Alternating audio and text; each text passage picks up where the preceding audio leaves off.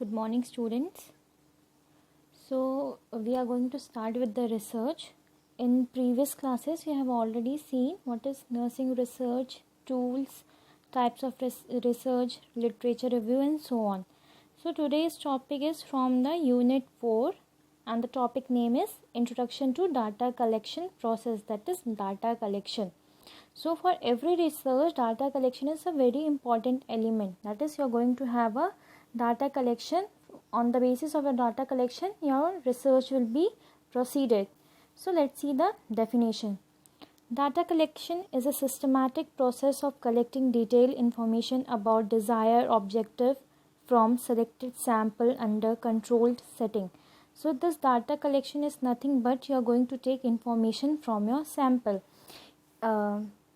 दूसरे शब्दों में हम ये कह सकते हैं कि डाटा कलेक्शन हम इसलिए करते हैं, जब हम अपना सैंपल सेलेक्ट करते हैं तो हम अपना सैंपल का साइज़ अपने हिसाब से रखते हैं कि हम किस हिसाब से अपने सैंपल से डाटा कलेक्ट कर सकते हैं, उनसे इंफॉर्मेशन निकाल सकते हैं. अगर डिस्क्रिप्टिव टाइप का है तो हम अपने सैंपल से उनकी नॉलेज जानेंगे, फिर हम उन्हें नॉलेज देंगे. सो वो सब जो चीज़ें हम कलेक्ट करते हैं अपने सैंपल से, वो उसे डाटा कलेक्शन कहते हैं.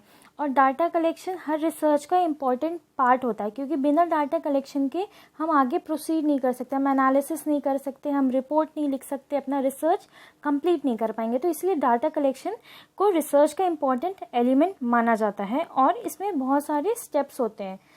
सो हम स्टेप्स देखेंगे.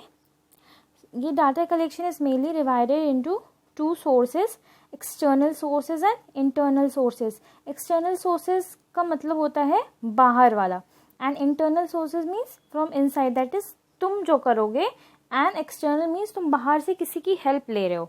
So external sources is divided into two, primary data and secondary data.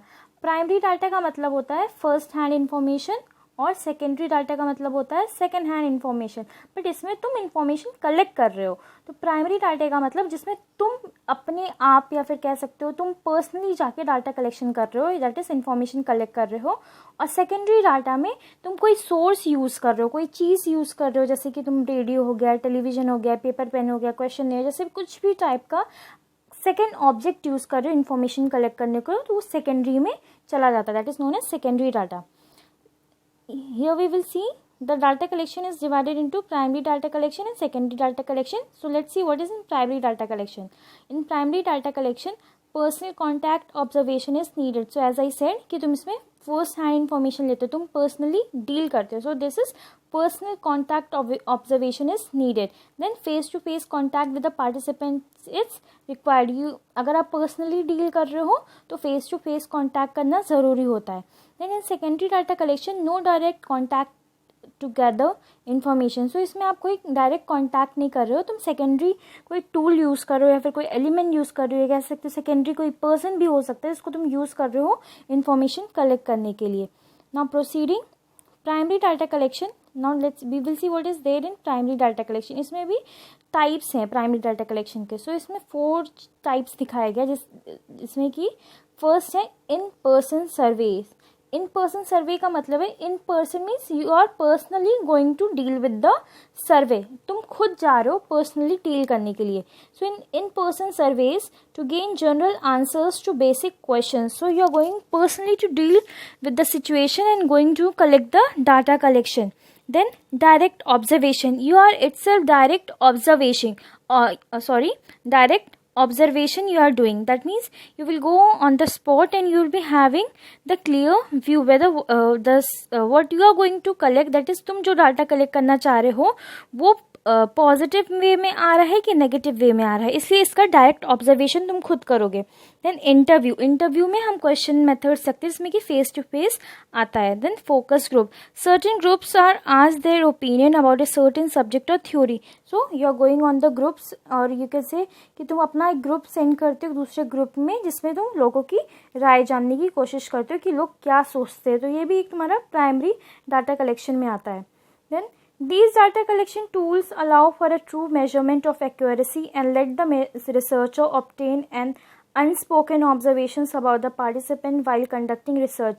So primary data collection का एक ये benefit होता है कि जो तुम डाटा कलेक्ट करते हो वो ऑलमोस्ट 99% करेक्ट होता है, बिकॉज कि तुम उसे खुद जाके कलेक्ट करते हो, ना कि किसी टूल के थ्रू कलेक्ट करवा रहे हो। इसलिए उसका प्योरिटी का 100% गारंटी होता है कि वो एक वन हैंड इन्फॉर्मेशन तुम्हारे पास आई है, उसमें कोई चेंजेस नहीं है।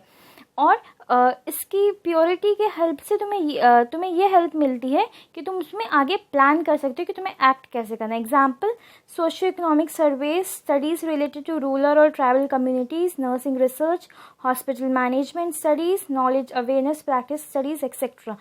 For example, you can take likewise, you are going to the community, you are going to see the people in the community, that is what is the health of the peoples in the community, how is the surrounding, then what is the job criteria of the people. तो इससे ये help मिलेगी कि तुम्हें clear cut तुम अपने मन में डिफाइन कर सकते हो कि उस सिचुएशन या कह सकते हो वो सराउंडिंग्स की वजह से ही लोग बीमार पड़ रहे हैं। तो उसके हिसाब से तुम्हारा आगे मोटो हो सकता है कि तुम लोगों को ये एजुकेट करो कि वो अपना सराउंडिंग्स क्लीन करे। तो उसे हम फर्स्ट हैंड इन्फॉर्मेशन कह सकते हैं, जिसमें कि डायरेक्ट ऑब्जर्वेशन मेथड यूज हो रहा है। We will see secondary data collection. So let's see what is secondary data collection. इसमें हम सेकेंडरी मेथड्स यूज करते हैं, जैसे कि postal mail, electronic mail, telephone, web based surveys. It is done when very large group of population is required, when personal contact is not possible for the researcher to collect the data. Example, institutional survey, organizational research, etc. So secondary data method हम तब use करते हैं जब हमारे जो sample size होती है वो लार्ज इन नंबर होती है, बहुत ज़्यादा होती है, एंड तुम इन पर्सन जाके उन्हें अगर डाटा कलेक्शन के लिए अप्रोच करो तो तुम अप्रोच नहीं कर पाओगे, क्योंकि वो इनकी नंबरिंग ज़्यादा है। इसलिए उस केसेस में हम secondary data collection method use करते हैं, जिससे कि हमारा टाइम बचे और हमारा डाटा कलेक्शन प्रोसेस इफिशिएंटली पूरा हो जाए। Then methods of data collection. अब हम देखेंगे कि कौन कौन से मेथड्स यूज़ कर सकते हैं। वो तुम्हारा क्लासिफिकेशन था, अब देखेंगे मेथड्स की किस किस तरीके से डाटा कलेक्शन किया जाता है। Methods refers to the way of gathering data. A tool is an instrument use for the method. So ये एक टूल कह सकते हो कि एक तरीका है जिससे कि डाटा कलेक्शन करते हैं। तो इसमें 4 तरीके हैं, जिसमें कि फर्स्ट है observation method, interview method, questionnaire, physiological measurement. So these are the 4 methods of data collection. We will see the first one, observation technique. जैसे कि वर्ड कह रहा है observation, that means तुम observe करोगे। Personally observation will be needed. So one of the basic method and oldest method, data is obtained by investigator own direct observation without asking for the respondent. So इसमें तुम्हें किसी की help की ज़रूरत नहीं है। जो रिसर्चर होता है वो खुद जाके डायरेक्ट ऑब्जर्व करके डाटा कलेक्शन कर सकता है। If observation is systematically planned and recorded, can be used to check for their validity and reliability. अगर ये सिस्टमैटिक तरीके से करा जा रहा है और रिकॉर्ड किया जा रहा है तो ये बहुत अच्छा होता है उसकी वैलिडिटी और रिलायबिलिटी के लिए। वैलिडिटी मतलब लॉन्ग टर्म के लिए, रिलायबिलिटी का मतलब है उस पर डिपेंड करने के लिए। दैट मीन्स अगर तुम रिकॉर्ड कर रहे हो तो इन द फ्यूचर अगर तुम उसे एक बार रेफर करना चाहो तो रेफर कर सकते हो। Then assess through senses with or without mechanical devices. Senses का मतलब है that is you are using your own eyes, nose and ears. इसमें तुम किसी और चीज़ का यूज़ नहीं कर रहे हो, कोई इंस्ट्रूमेंट्स का यूज़ नहीं कर रहे हो, बल्कि अपना सेंसेस यूज़ कर रहे हो। तुम पर्सनली जाके डाटा कलेक्शन कर रहे हो। दैट मीन्स हम किसी और पे भरोसा नहीं कर सकते पर खुद पे तो भरोसा करते हैं, इसलिए हम अपने आप को या कह सकते हो इन पर्सन यूज़ करते हैं खुद को लोगों के डाटा कलेक्शन करने के लिए। जैसे यहाँ पे सेंटेंस दिया असेस थ्रू सेंसेस। तो ये हमारा सेंसेस का मतलब होता है हमारे खुद की आंखें या कह सकते हो नोज एंड ईयर्स, खुद सुनने के लिए। स्मेलिंग कह सकते हो कि जैसे सिचुएशंस अगर बैडली इन्फ्लुएंस्ड होती हैं तो रॉन्ग स्मेल्स। देन आंखें हमारी यूज होती हैं उन चीज़ को देखने के लिए। Then commonly use for behavioural study, किसी चीज़ का बिहेवियर पैटर्न चेक करने के लिए भी ये मेथड बहुत ज़रूरी होता है। Types of observation techniques. Observation techniques में 2 टाइप होता है, स्ट्रक्चर्ड एंड अनस्ट्रक्चर्ड। स्ट्रक्चर्ड का मतलब होता है कि ये प्लान्ड वे में होता है। अनस्ट्रक्चर्ड का मतलब होता है प्लान्ड नहीं होता है बट ऑन द स्पॉट कुछ वर्क कैरी फॉरवर्ड होता है। बट स्ट्रक्चर्ड में एक प्लान तरीके से हर चीज़ कैरी फॉरवर्ड की जाती है। So let's see structured. Standardise condition of observation, standard तरीका से तुम्हें वो काम फॉरवर्ड करना होता है या फिर काम कैरी करना होता है. Careful definition of units to be observe. The style of recording is the style of recording the observed information, that is example descriptive study. So इसमें एक एक चीज़ तरीके से या कह सकते हो उनके नियमों के हिसाब से उसको कैरी फॉरवर्ड किए जाते हैं. अनस्ट्रक्चर्ड में क्या है, the observation does not take place as in structured observation. Explanatory study means on the spot जाके वहाँ पे डिसाइड किया जाता है कि काम कैसे करना है, कैसे ऑब्जर्वेशन मेथड्स को कैरी करना है. Then we will go instruments tool for observation method. So observation methods के लिए हम क्या टूल्स यूज करते हैं, वो हमारा field note, anecdotes, checklists. Field notes का मतलब होता है ऑन द स्पॉट जाके जो तुम नोट्स प्रिपेयर करते हो ऑब्जर्व करके, उसको फील्ड नोट्स बोलते हैं. एनेक्डोट्स का मतलब है तुम रिकॉर्ड बनाते हो एवरी डे के, मतलब रोज रोज के हिसाब से तुम जो रिकॉर्ड कैरी फॉरवर्ड करते हो उसको एनेक्डोट कहते हैं. चेकलिस्ट होता है कि हम एक लिस्ट बनाते हैं, फिर उसमें से और हमारे फील्ड के हिसाब से उसमें चेक करते हैं क्या चीज़ प्रेजेंट है क्या नहीं प्रेजेंट है. जो प्रेजेंट होती है उस पर टिक करते हैं और जो नहीं प्रेजेंट होती है उसको क्रॉस करते हैं, उसे हम चेकलिस्ट बोलते हैं. Then will see the advantage and disadvantage of observation technique. So हमारे हर चीज़ का पॉजिटिव और नेगेटिव होता है. सो हमारे ऑब्जर्वेशन टेक्निक का एडवांटेजेस देखते हैं. Subject bias is eliminated. So इसमें ज़्यादा बियास नहीं होता है, इसमें ज़्यादा डिफरेंस नहीं होता है. देन डिसएडवांटेज क्या है, एन एक्सपेंसिव मेथड, थोड़ा कॉस्टली है. Then relates to what is currently happening. So mainly जो जस्ट करेंटली जो चल रहा है उससे जुड़ा होता है हमारा ऑब्जर्वेशन टेक्निक. की एडवांटेज है. डिसएडवांटेज क्या है, information is very limited. So हम ज़्यादा इन्फॉर्मेशन नहीं कलेक्ट कर पाते, क्योंकि ऑब्जर्वेशन मेथड में हम जितना देख पाते हैं उतना ही हमारे डाटा का पार्ट होता है, इसलिए इसमें ज़्यादा इन्फॉर्मेशन आ नहीं पाता है. Then independent of respondent, advantage है ये. तो इंडिपेंडेंट ऑफ रिस्पोंडेंट का मतलब है कि इसमें रिसर्चर खुद इंडिपेंडेंट होता है, उसको किसी की हेल्प की ज़रूरत नहीं पड़ती है. देन डिसएडवांटेज में अनफोर्सीन फैक्टर्स में interfere with the observational task. So since इसमें ऑब्जर्वेशन मेथड्स यूज़ हो रहा है तो इसमें कुछ चीज़ों की वजह से कभी कभी हिंड्रेंस या कह सकते हो प्रॉब्लम भी क्रिएट हो सकता है. जैसे कि एग्जांपल ले लो, अगर बारिश हो रही है, आंधी आ रही है, रिसर्चर के पास कन्वीनियंस नहीं है जाने के लिए और कोई और भी मेथड्स, तो इससे क्या होता है रिसर्चर अपना ऑब्जर्वेशन वहाँ पे कर नहीं पाता, जिसको कि हम डिसएडवांटेज में काउंट करते हैं. Then we will go for the interview method. Interview के बारे में सबको पता है, in which we will use face to face method for questioning each other. So इसमें क्या होता है, एक रिसर्चर होता है और एक उसका सैंपल होता है, जिसमें कि वो फेस टू फेस अपने सैंपल से डाटा कलेक्शन करता है. So in interview method, the interview method of collection of data involves presentation of oral stimuli and reply in terms of oral response. It can be used through personal interviews and if possible through telephone interview. So मैंने पहले बोला कि जैसे कि interview method में face to face method use होता है, जिसमें कि एक रिसर्चर होता है और सामने वाला उसका सैंपल होता है. और इसमें दो मेथड्स हम मेनली यूज़ कर सकते हैं. एक ओरल मेथड होता है जिसमें कि हम फेस टू फेस इन्वॉल्व करते हैं, और एक टेलीफोन मेथड होता है जिसमें कि हमारा वॉइस मेथड इन्वॉल्व होता है. सो क्लासिफिकेशन हम देखेंगे कि इंटरव्यू मेथड की क्लासिफिकेशन क्या है. सो ये दो फॉर्म में डिवाइडेड है, एक है पर्सनल इंटरव्यू और एक है टेलीफोनिक इंटरव्यू. पर्सनल इंटरव्यू में हमारा 5 एलिमेंट आता है, that is structured, unstructured, focused, clinical, non directive. और दूसरा तो टेलीफोनिक है, इसमें कोई पार्ट्स नहीं है. सो पर्सनल इंटरव्यू क्या होता है, asking question generally in face to face to collect the information. The sort of investigation may be in the form of direct personal investigation or may be indirect. So personal interviews में direct face to face question किया जाता है अपने sample से.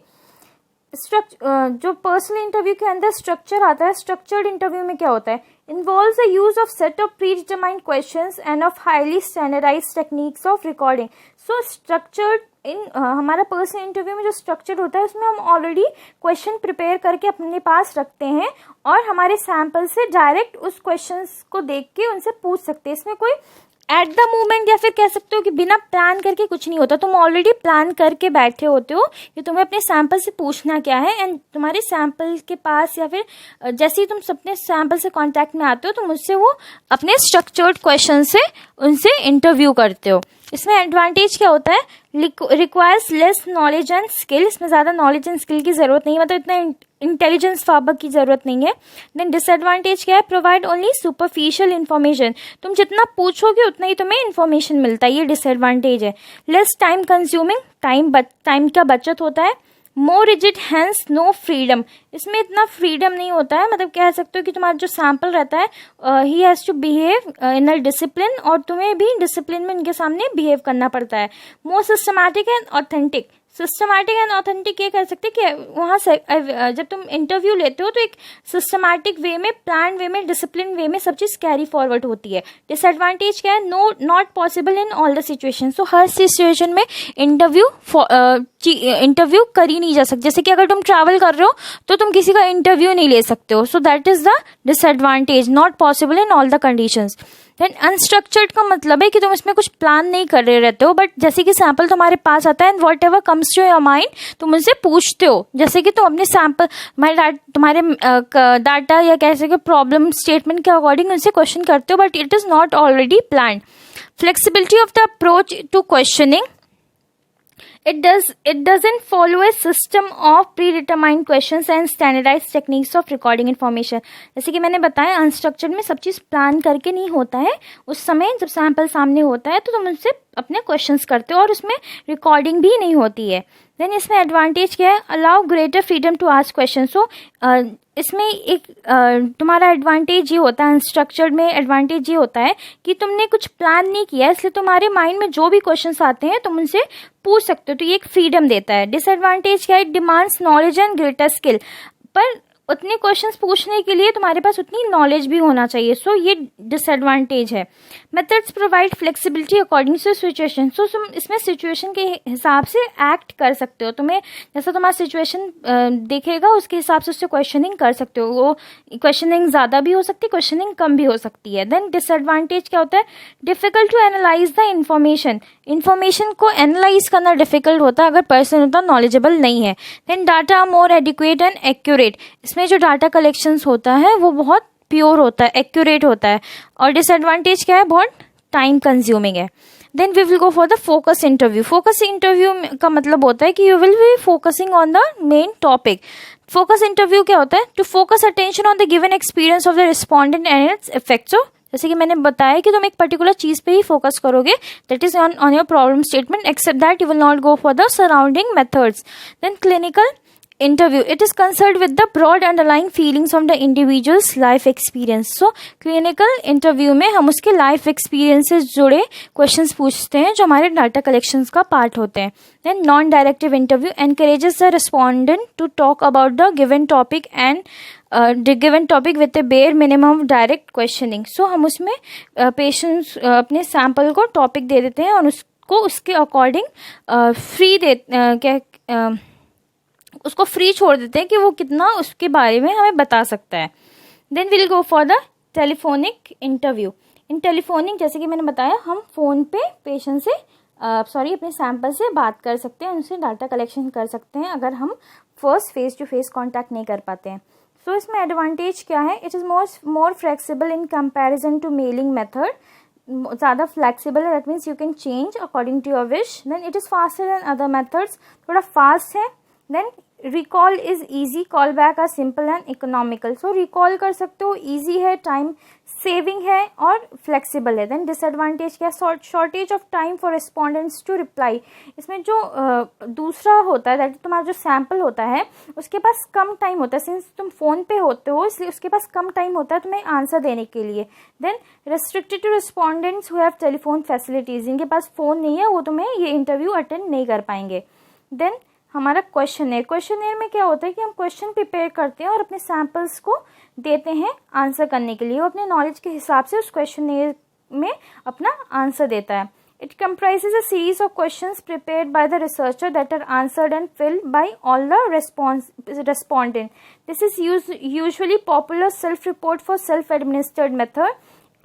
It commonly used to get demographic data. It allows the collection of larger data from the large number of sample quickly and inexpensively. So questionnaire में हम अपने problem statement के हिसाब से इंपॉर्टेंट क्वेश्चंस प्रिपेयर करते हैं and then अपने samples को डिस्ट्रीब्यूट करने के उनका नॉलेज असेस करते हैं कि उनमें कितनी नॉलेज है हमारे प्रॉब्लम को लेके। ये मेनली हम डिस्क्रिप्टिव मेथड्स में यूज़ करते हैं।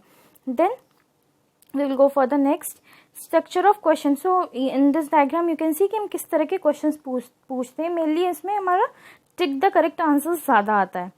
देन एडवांटेज क्या है, कैन बी पोस्टेड ईमेल और फैक्स। सो हमारा क्वेश्चन हम पोस्ट कर सकते हैं, ईमेल कर सकते हैं, फैक्स कर सकते हैं। Then can cover a large number of people और ऑर्गेनाइजेशन। सिंस हम इन पर्सन जाके विजिट नहीं कर सकते हैं, तो हम अगर लार्ज नंबर ऑफ पॉपुलेशन है तो हम उन्हें दे सकते हैं या फिर डिस्ट्रीब्यूट करवा सकते हैं, उनसे डाटा कलेक्शन कर सकते हैं। वाइड जोग्राफिकल कवरेज, तो इसमें बहुत ज़्यादा लोगों को कवर कर सकते हो।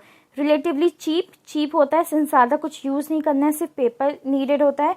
No prior arrangements are needed, इसमें कुछ अरेंजमेंट भी नहीं करना, बस तुम्हें अपने सैम्पल को ये चीज़ डिस्ट्रीब्यूट कर देना है और उनको बोलना है कि वो उसके अपने नॉलेज के हिसाब से उसमें अपना आंसर दे दें।